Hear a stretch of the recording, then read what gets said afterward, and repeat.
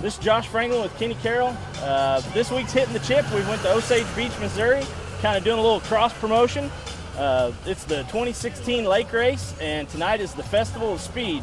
Thought we'd come out here, bring Sweetheart in the Bandit, and check out some of these awesome boats and show people a little bit about our cars. We got a bunch of cool interviews coming up. We've talked to several of the people here with some wild boats, and bikes, and cars. So stay tuned. You're going to like it. Welcome to the Festival of Speed 2016 Lake of the Ozarks.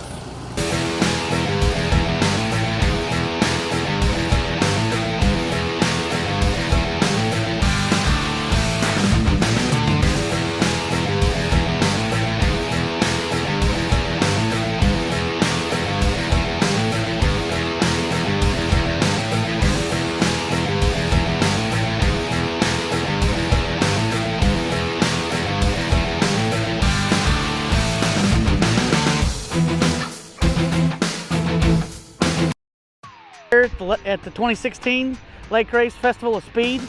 Me and Josh found one of our old buddies, used to build on race car motors for stock car last several years. Actually had very, very good luck. Jim Watson, he's went on to bigger and better things, as you can see. He's got his skater out here for everybody to see. I know the skater has somewhat of a history. Tell me the story behind this whole thing. So this skater here is one of the original recovery skaters. It's 1992. Stuart Hayham owned it, ran it under recovery, and he was a cancer survivor.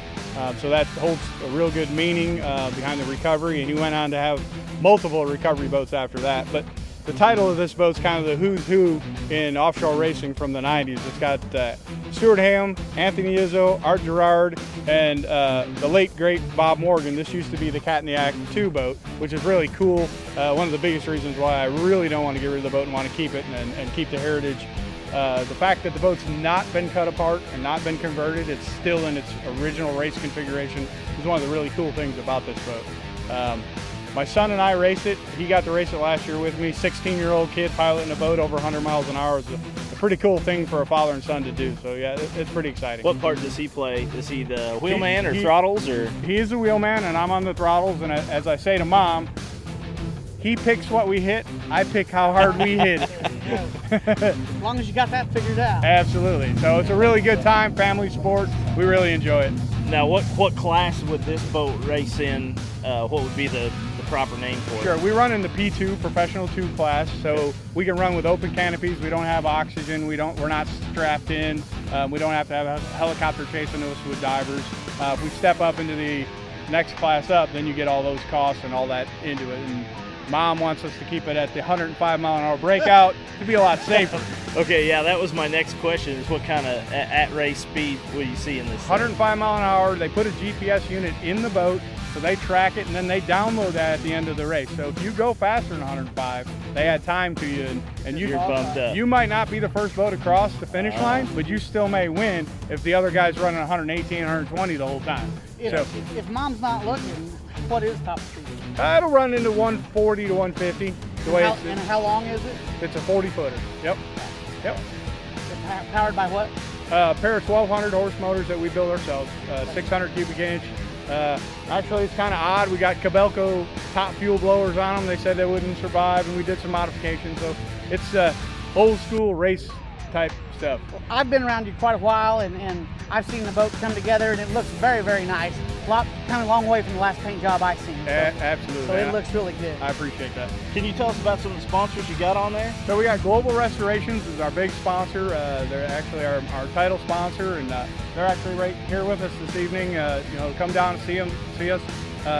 Somerset Boat List has a boat list here, and they're kind enough to build a custom boat lift for this boat, so we can back into our dock. Yeah. So we don't pull in, we back in, which is really cool. Come see them. They're great people to deal with. Brian Schuster's a great guy to deal with. So yeah, I mean, I've been blessed in many ways, be able to race with my son, sponsors, friendships with you guys, building those engines over the years. It's been great. And you are going to race this weekend? We're going to race this weekend, awesome. Absolutely. Yep. I've got new props coming in the whole 9 yards. Props are in the truck. Truck's locked. All right. Awesome. Well, best of luck. All right. Jim, we really appreciate you. Thank you, guys. Now and for always. So all right. Tear them up this weekend. Appreciate it.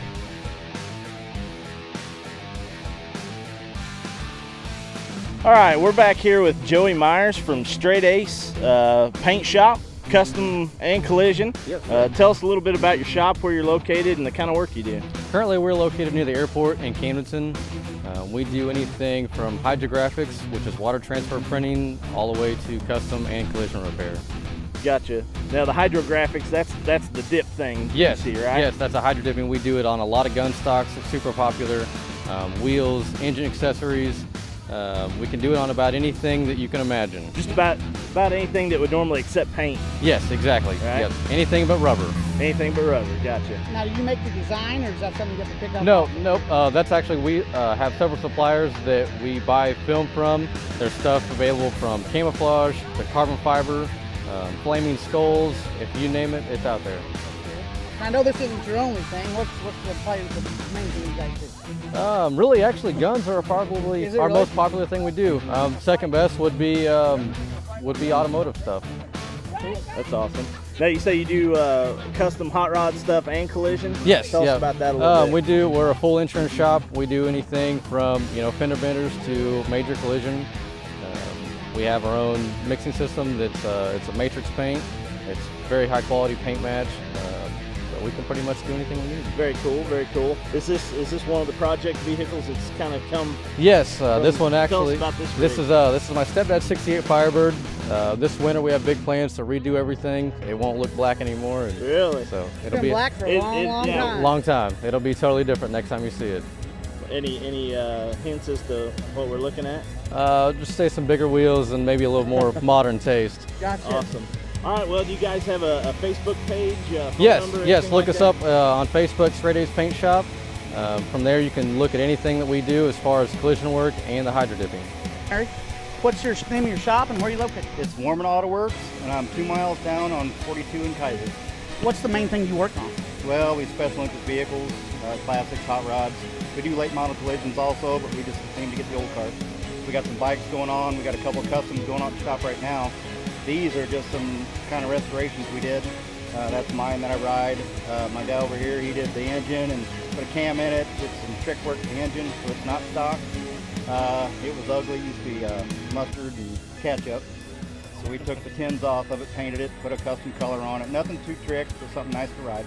Now we noticed this Triumph there's already Kenny Carroll blue. Is it true he tried to buy it off of you once, but he wasn't quite tall enough? No, he couldn't. No, he couldn't ride Okay, it. So that's what we heard. we had to take it away before he knocked it over. Yeah, lower the springs on the back of that thing. Yeah.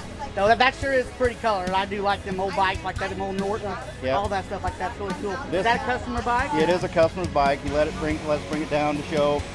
He might even sell it. He got it in a family deal, and he might just sell it as it is. Awesome running bike. My guy Richard over there got it running for me, and Brad over there, he's over there somewhere. I got a crew that we work good together. And I know that you guys travel in pretty good pack and all your cars sure are quality stuff. Tell us about your 55 Chevy. I know you've had this thing for years. I think we bought this car when I was 16 years old. Last week. Last week. This car was built like this in the early 70s. So it's not perfect. It's got chips and stuff on it, but I haven't done much to it other than keep it running and ride it. It's a good toy. It's just a family fun car. Very cool. Well, that's the best kind of have is one that you can use and Yeah. not be ashamed of and still I mean, pulls it I off think good. the air in the back tires is still from the 70s. I was gonna say Those for, are the first generation good tires. Really, yeah. Yeah. Yeah, for the first go around on this thing, it's still holding up pretty Very well. well, Well, very well. Probably single stage paint and everything Yep. back then. The guy we bought it from ran into him a couple years ago. He bought it as is in 1978. Awesome. So we've opted to leave it alone. Was there any kind of Facebook page you guys got or anything? Yeah, like that? Norman Auto Works. Yeah, we're all over Facebook. Welcome to like us and take a look at our projects. We've got a whole row of cars here. We got some for sale. So we do anything from high tech to old school. So Awesome. yep. Buddy, we appreciate it. Thank you guys. Thank you. Appreciate it.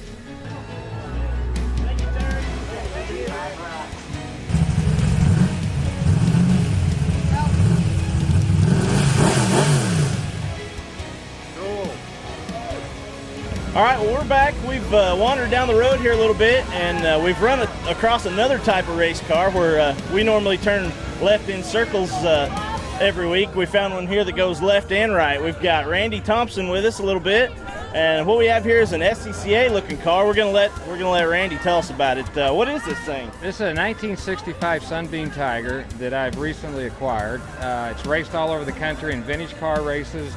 It's originally had a 289 Ford, Okay. Carroll Shelby put these 289s in these cars back in 1965, 66, but this has been changed out to a 302. 600 horsepower, and it's ready to go. It looks it. Now the body, the chassis on this car is, what was it, a Tiger? Sunbeam Tiger. Sunbeam Tiger. Long ago, long time broke. They're gone. They were made in England. Weren't a great car. 4 cylinders. And Carroll Shelby, who started making AC Cobras, put the 289 in these cars, and they became what was known as the poor man's Cobra. Gotcha. Now it looks like you're, sorry, can you go ahead? So is the chassis and everything still just like it was? Just like it was. All he's done is he's still got everything as it used to be. Added a roll bar, fuel cell, and a different engine, and that's it. I think it's kind of odd that it has what we would call an odd roll cage, but still has onboard fire suppression system. Right. You know, that's something that we should do more of that ourselves. Right. Now, what class would this classify as? Now, this is SCCA racing, right? That's correct. What kind of class would this fall under? That I'm not sure. Okay. But what I'm doing right now is vintage car racing. I also have a 65 AC Cobra, an original, that I race in vintage car races that you're supposed to be limited to like 100 and under or 120 and under, but we've been known to go full throttle. Gotcha. And I don't do very well in those races because I don't want to wreck my car. Right. That's understandable. That's a tough gig to be able to try to race something you're that proud of with that many dollars. I can beat Kenny's out with a ball-peen hammer, but you probably wouldn't want to do that with this one. Yeah. The original AC Cobra just sold in Indianapolis 2 weeks ago for $1 million. Really? So that's why I'm a little hesitant to run that car full throttle. But I do race it. I do run it. This one, I'm going to take flog it. That's right. We're going to flog the heck out of this. So does it still have the Mustang transmission and stuff in it? Or? No, well, that I can't tell you that either. I'm not sure, but it's ready to go. This guy, there's lots of Mustang similarities for the Cobra. Ford, exactly, yeah. The Carroll Shelby, who recently passed, was a great influence of cars racing, as you guys well know. And he made us a pretty good little car. Now, what kind of, do you have, was this your first adventure into SCCA racing, or do you have My first adventure, yeah. Awesome. No, I don't have Great. much of. Hey, there's no time like your first. Yeah. You That's only what get we one. always say, Yes, so. Paul Newman didn't start racing until he was in his 50s. That's And good. I'm That in my gives a guy like 50s. me hope. Yeah. Yeah, hell, he lived to be forever. Yeah. That's right. Well, awesome, man. Thank you All right, much. thanks, Thanks guys. for showing us your car. It's beautiful. It looks like a hell of a good time. Well, I tell you what, I appreciate seeing a car that a man of our stature fits. That's right. That don't happen just every day. I'm not sure we could get him in there, but you and I could get in He- there. he- I can squeeze into some pretty tight spots. So, Well, we've stumbled down the road a little bit further and we've come up on the world's fastest flat bottom boat. Is that what it is? It is. The Panic Mouse. Everybody, this is Mike Faulkner. You've had this boat for quite some time, really, haven't you? I've had it since 1986. Gotcha. Tell us a little bit about it. How long is it? What's its speed? Got a little history? Well, it's 17 feet 6 inches long. This was the baddest fuel flat bottom in the country in 1969 and 70. It broke 2 records during that 2.5 or 2 years, 148, and then it broke it again in 1970, 155. What's it powered by? And is there any? There's not much of a drive line. It don't really appear. There isn't much. It's either in or out of gear. This is a 392 Hemi. In race configuration, it was actually a 396 392. This one is actually a 504-inch 392. plenty would be. Burns nitromethane. We started on alcohol and then put some heat in it and then switch it over to nitro. Do you still run it regularly or not? Or? It only gets run on the trailer. It doesn't even go in the water anymore. Gotcha. When's the last time it was on the water? Any idea? Well, in last year we took it to a V-Drive show in Pirates Cove in California on the Colorado River.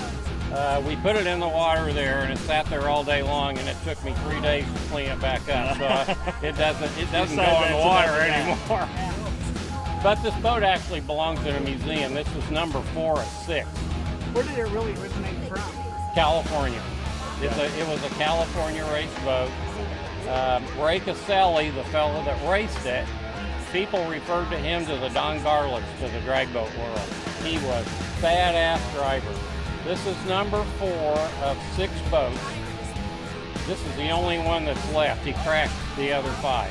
and actually number 6 killed him in March of 1973 in Oakland. So I tell you what, strapped into that at 150, you can sure see how you can do it. There isn't any way I'd do it. The guy rode bulls before he got into drag boats. He like, yeah. But the boat actually belongs in a museum. It is a museum piece, but we take it out and show the folks. Keep the memory of Ray Caselli alive. We've seen you at several shows ourselves. We all know it's always top-notch, perfect shape. Yeah, it always looks great. We keep it clean. This is the actual trailer that he hauled it around the country on. We took the road fenders and the axles out from underneath it, and Travis, my youngest son, built the dolly trailer axles and springs underneath it so we could get it in the trailer.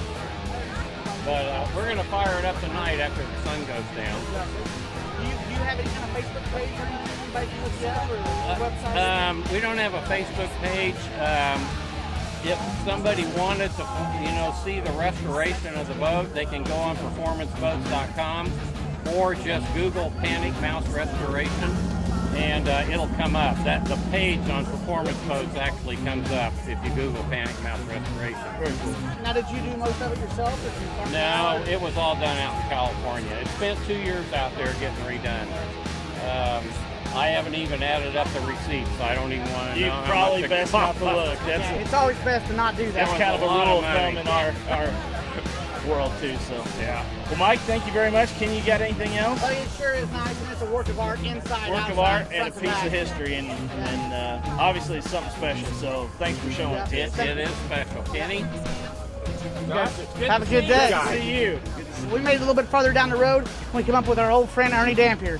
Ernie Dampier is actually a sponsor on one of my race car this year, Marine Services Incorporated, and we want to show your boat. Tell us what it is, how old it is, how big it is, all that stuff. It's a 2002 42 Fountain that I bought about a year and a half ago. I bought it, had 46 hours on it. It had been sitting in storage for 7 years, and we got it back here and got it running. It wouldn't run, and then I took it apart. I had Justin at Waves and Wheels. We put a custom one-off interior in it. We kind of went through the motors that were in there. They were Merc 900s, and we ran it a little bit, and then I decided this last winter it wasn't fast enough, so we built some new 600 cubic inch Boyd's motors. They're out of Norman, Oklahoma, and we're still kind of getting the bugs worked out on it now, but we've ran 130 mile an hour with it so far, and just enjoying it. It's a great boat. Well, this doesn't look like something, you probably didn't find this on Craigslist. How's the man decide he wants one of these things? Well, you can find them like on Powerboat Swap Shop, which is a for sale site on Facebook, and then I can't remember, it was where I found this at. I think I had actually seen it somewhere when I was delivering a boat. I think it was up in Chicago or something, and then at the time I wasn't ready to buy one, but I always kept an eye on it, and then it finally worked out. It took me 6 months to get the boat bought, but I ended up getting it bought from the guy. So. And you pretty much restored it front to back, top to bottom. I actually seen it when it was at Justin's shop. Getting the interior redone. Yeah, on that plaque kind of has some pictures of how it started, and it just had an all-white interior in it, and I wanted something that was different, so. And it went 130, and it's really just a production boat. It was never really. That ain't a race boat or nothing, no. Yeah. And then we've never messed with the bottom or anything like that. We just changed the power, and we're gonna change some stuff on the drive height and stuff this winter, which will get us another 5 or 6 mile an hour. So hopefully it'll run with this power when I'm done, like 140, so, but we'll see.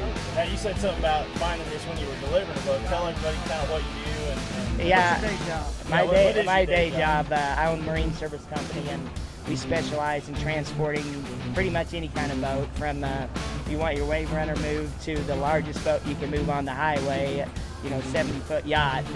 We can come in and disassemble it, transport it somewhere, and then put it back together. We got 4 trucks.